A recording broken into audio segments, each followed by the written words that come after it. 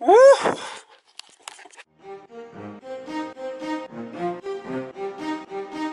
Il est 16h08, je viens de rentrer des cours du lycée. Et ce soir on va à un match de basketball. Mais ce qui nous importe, parce que c'est pas vraiment ça qui nous importe, aujourd'hui c'est la FAQ. Voilà. Je vais essayer de répondre aux questions. On va d'abord aller dehors. C'est parti. Comment ça va? Je m'appelle Léon, bienvenue dans cette nouvelle vidéo FAQ, foire aux questions. Avant de commencer cette vidéo, j'aimerais vous dire merci à tous. À l'heure où je tourne cette vidéo, on est 247 abonnés, très précisément. C'est assez dingue puisqu'il y a 2 mois, j'avais à peine 40 abonnés. Alors, voilà un aperçu de mes statistiques, juste ici. On peut voir quand même que c'est assez dingue. J'ai reçu vraiment de bonnes questions. On va diviser cette vidéo en 3 parties. Première réponse, on va répondre à la question: est-ce que c'est difficile d'être étudiant étranger? Deuxième partie, on va voir ensemble comment j'ai fait pour partir 1 an aux États-Unis. Et surtout comment vous pouvez le faire. Et en troisième partie, je vais répondre à toutes vos questions. Est-ce que c'est difficile d'être étudiant étranger? En première réponse, j'aurais envie de dire oui. Parce que vous êtes dans un pays étranger que vous connaissez pas. Voilà, je pense que c'est dur parce que vous êtes dans un pays étranger, dans une langue que vous parlez pas forcément très bien. Votre famille est loin de vous, c'est assez dur. Pour mon cas, ça avait été assez simple. Je suis quelqu'un de très... qui va aller vers les gens en fait. Je suis pas quelqu'un qui va rester enfermé sur moi-même. Ce qui m'aide beaucoup pour cette expérience puisque je vais vers ma famille, je vais vers les gens. Voilà. Pour répondre à la question, oui c'est difficile. Pour moi ça n'a pas été difficile. Les 2 premiers jours étaient difficiles parce que j'étais jetlagué. Je réalisais pas vraiment. J'étais un peu perdu. Donc voilà, mais ce qu'il faut savoir c'est qu'avant de partir, mon organisme français, donc ISPA, m'a clairement prévenu en fait dans les réunions. Ils ont clairement dit c'est pas quelque chose qui est facile. C'est incroyablement bien, c'est une expérience incroyable. Vous allez vivre des choses de ouf, mais c'est pas facile. Voilà, j'espère que j'ai bien répondu à la première question. Ensuite, deuxième question, elle est vraiment super intéressante celle-là. On va voir ensemble comment j'ai fait pour partir 1 an aux États-Unis, surtout comment vous pouvez le faire. C'est très intéressant, je pense. Alors, comment j'ai fait pour partir aux États-Unis et être actuellement ici sous ma terrasse américaine? Tout simplement, déjà, comment j'ai eu l'idée. Je suis un peu comme vous, j'ai tout simplement tombé sur une vidéo au hasard d'un mec qui faisait visiter son lycée aux États-Unis, donc Hector in the USA. Et je me suis juste dit, waouh, le mec est français, il a une vie de dingue. Il est aux États-Unis, c'est un truc de ouf. Ce que je ne savais pas, c'est qu'il est partait qu'un an. Je pensais qu'il vivait aux États-Unis, qu'il partageait sa vie de français en tant qu'américain. Donc je me suis un peu renseigné sur l'organisme, donc ISPA, et là je me suis dit, j'ai envie de faire ça. Voilà, je voulais apprendre l'anglais, je voulais voir autre chose en fait, je voulais vivre autre chose, je voulais avoir une nouvelle vie en fait, comme un nouveau départ. Donc on est allé à la première réunion d'ISPA, tout simplement il vous donne un premier papier d'inscription, vous explique un peu de tout en fait. Il vous explique comment ça va se passer votre année, pourquoi, comment, où. Voilà, c'est vraiment une réunion très importante et super intéressante qui m'a permis de vraiment visualiser ce que je voulais faire et qui m'a vraiment confirmé que je voulais le faire. Donc voilà, première réunion, ensuite je me suis inscrit. Ensuite il fallait, donc vous avez un gros dossier d'inscription avec l'organisme américain, donc IUSA. Et donc ça c'est pour le dossier en fait qui va être en ligne. Donc chaque candidat a son dossier en ligne sur le site d'IUSA. J'essaierai de vous montrer un petit exemple ici. Voilà. Je sais pas si je vais le faire. On verra bien. Et c'est ensuite les familles américaines, les familles d'accueil américaines qui vous choisissent. Donc ils choisissent le profil de l'étudiant par rapport à ses activités, par rapport à ses passions, ce qu'il aime pas. Mais je suis vraiment tombé sur une famille extraordinaire. On a très peu la chance de rencontrer des gens comme ça. Et vraiment c'est dingue, c'est assez dingue. Ils sont vraiment super sympas. Et tu sens vraiment qu'ils veulent vraiment t'aider. Et qu'ils sont là pour t'aider à réaliser ton rêve. Et maintenant est venu le moment des sous. Objectivement ça m'a coûté 12 000 €, mais vous devez environ 12 000 €. Mais à ça vous devez ajouter pas mal de frais. Forfait téléphonique, frais d'obtention du visa, sortie. Ouais, tout ce que vous allez faire une fois aux États-Unis, donc sur place, c'est en plus quoi. Voilà. Le problème était que ma famille n'est pas forcément riche. Et donc est venu le problème tout simplement du financement. comment j'ai financé ce projet? C'est une très bonne question, je pense. Je l'ai financé tout simplement parce que mon père a fait un prêt que je devrais rembourser une fois de retour en France. Moi ça me dérange pas, il m'a expliqué avant de faire le prêt. Et le moment de l'attente est venu, voilà. J'ai fini mon dossier vers février, je pense, janvier-février. Et j'ai attendu. J'ai attendu jusqu'à juillet. Donc juin-juillet, j'ai commencé à préparer mon dossier pour l'obtention du visa. Et oui, vous n'allez pas aller aux États-Unis sans aucun papier. Donc pour l'obtention du visa, vous avez des frais supplémentaires. Ensuite, pour l'obtention du visa, vous avez un dossier en ligne à remplir, qui est assez bizarre. Vous savez, avec les fameuses questions, comptez-vous faire un acte terroriste aux États-Unis? Comptez-vous... La question la plus bizarre que j'ai eue, c'était comptez-vous forcer ou manipuler la population afin d'effectuer une castration sans le consentement de la personne? Alors, si vous mettez oui, vous n'allez pas avoir votre visa. Voilà. C'est des questions un peu stupides. Enfin, mon avis, c'est que c'est des questions un peu stupides parce que bah, si tu veux vraiment le faire, tu vas pas mettre oui. Ça me paraît logique. Ensuite, vous devez aller à l'ambassade américaine. Et une fois là-bas, vous parlez vite fait avec un ambassadeur, avec quelqu'un de l'ambassade. Juste voilà, où est-ce que vous allez, pourquoi vous y allez, c'est pour les études, combien de temps. C'est à peu près tout. J'ai passé 3 quarts d'heure à l'ambassade, 40 minutes à attendre et 5 minutes avec le mec. Voilà, beaucoup de contrôle de sécurité. Il y a 2-3 fouilles. C'est l'ambassade des États-Unis, hein. Rigole pas. J'étais bien dehors quand même. Question suivante. Eh ben, pas de question suivante. Après mon visa, donc qu'est-ce qui s'est passé après mon visa? Et ben après mon visa, j'ai reçu ma famille d'accueil. Voilà, j'ai reçu un petit appel un matin. J'étais dans ma chambre. Ouais, j'étais dans ma chambre donc en vacances à Rennes, là où j'habite, à Veux-Saint-Loup-Coquet. J'ai reçu un appel, je croyais que c'était mon réveil, du coup j'ai juste fait le geste manuellement.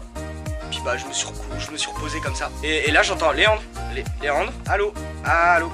Du coup j'ai commencé à bugger, tu vois, je me suis dit what, mon réveil ne fait pas ça. Donc j'ai pris le téléphone, j'ai répondu. Et je sais pas pourquoi, cette nuit là j'ai fait un rêve où en fait bah, je venais de recevoir ma famille d'accueil. Où je partais aux États-Unis. Et je suis vachement croyant sur les rêves prémonitoires. Yeah, yes, yeah, come coming, yeah. On se voit plus tard. Voilà, je vais au match de basket. Je vais vous filmer quelques petits extraits et puis on se revoit plus tard pour la suite de cette vidéo.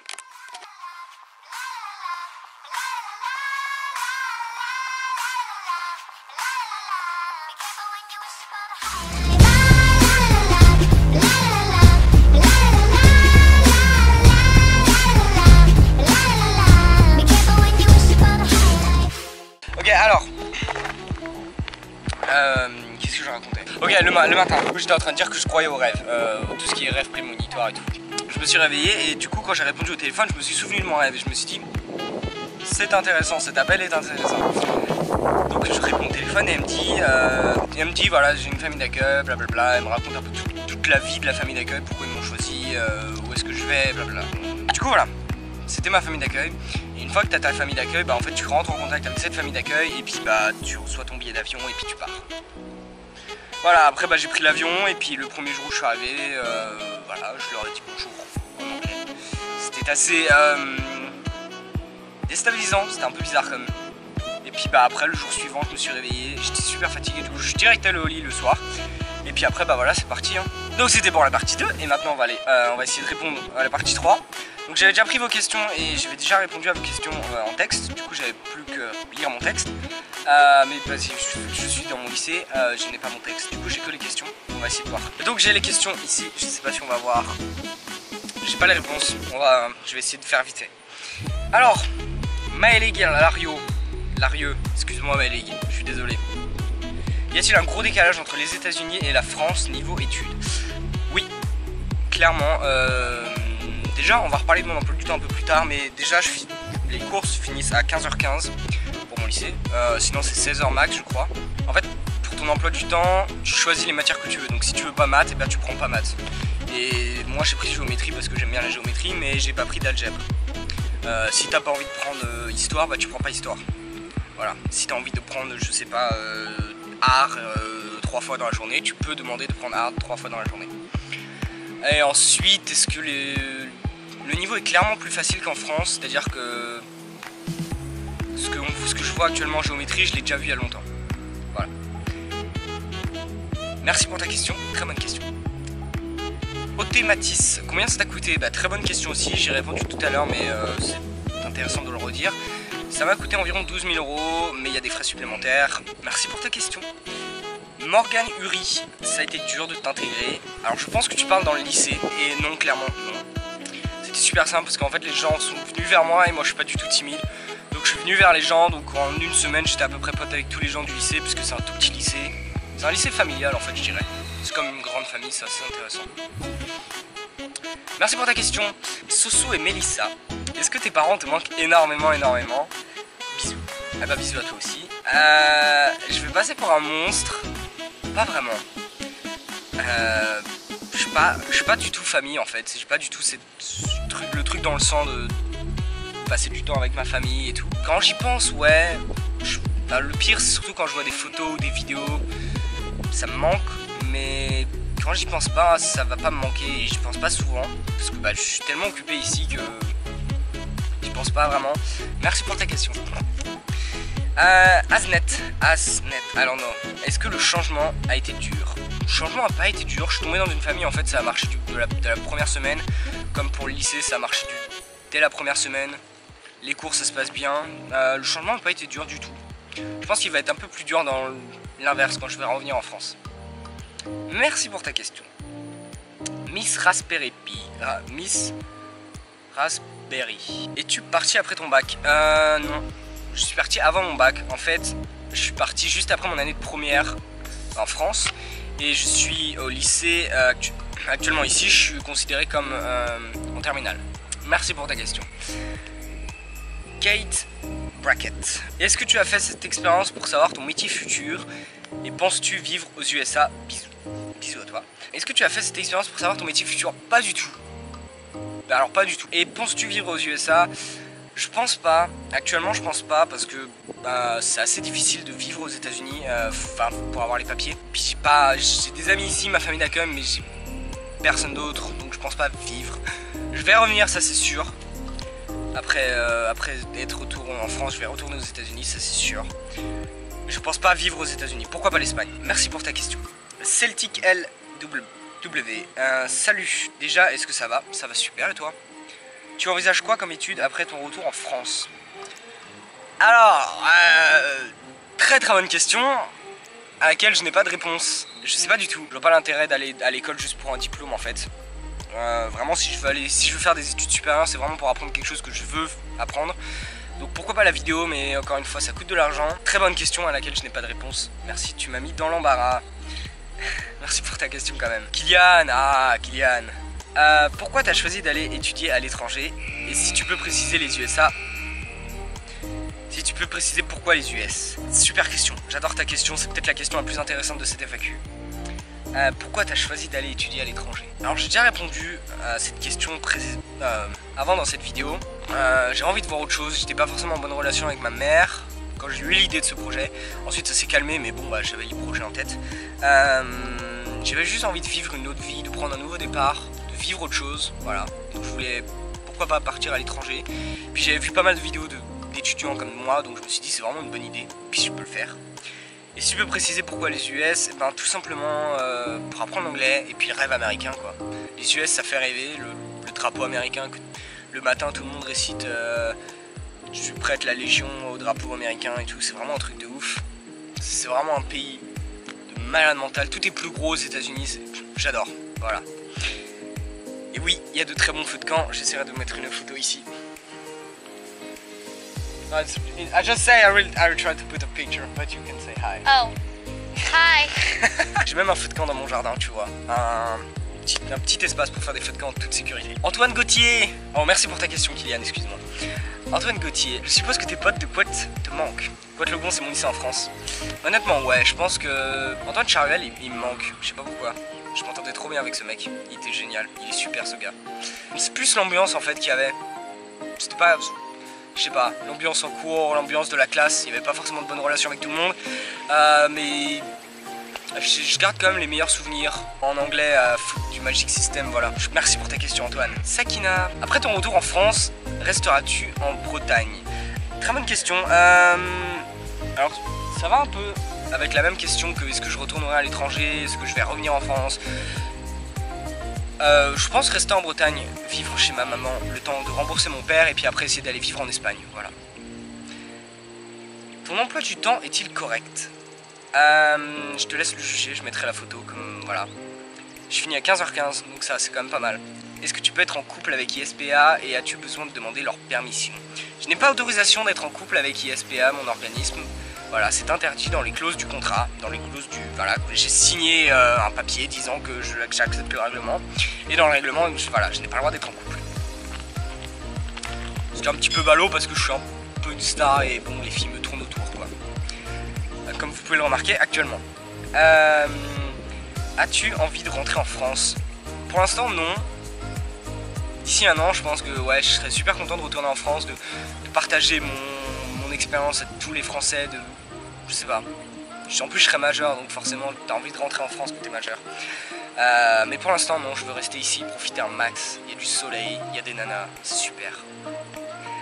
Et dernière question, tes amis te manquent-ils? C'est un peu comme mes parents, j'y pense pas. Sakina, Camille, Adrien, faudra fêter mon retour. Et vous savez où le fêter et comment le fêter. Voilà, merci pour tes questions, Sakina. Julia Dupré, je sais pas comment on dit. Faut-il un certain niveau d'anglais pour partir? J'ai déjà répondu à cette question. Faut des bases, voilà. Dernière question, je pense. Si j'ai oublié une question, bah faudra me le dire en commentaire, je suis vraiment désolé. Eno Xuxo, je sais pas comment prononcer ça, je suis désolé. Dans quel état es-tu? Tu préfères les US ou la France? Y a-t-il des trucs qui te manquent en France? Dans quel état es-tu? Je pense que tu parles pas de mon état psychologique, mais de l'état où je suis actuellement, donc la région où je suis. Je suis en Arkansas, près de Harrison. Je mettrai une petite image, voilà. Tu préfères les US ou la France? Ouf. Super question, très bonne question. Il y a pas mal de trucs que j'adore aux États-Unis, comme tout ce qui est malbouffe. Le fait que quand tu vas dans un resto, tu prends un Dr Pepper, t'as un verre, il fait 3 fois ta taille et ils te le remplissent gratos.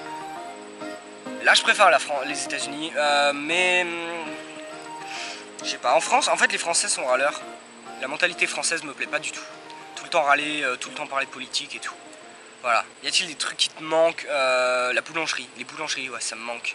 Ce petit pain au chocolat que tu prends à 4 heures après l'école, ça c'est quand même le top.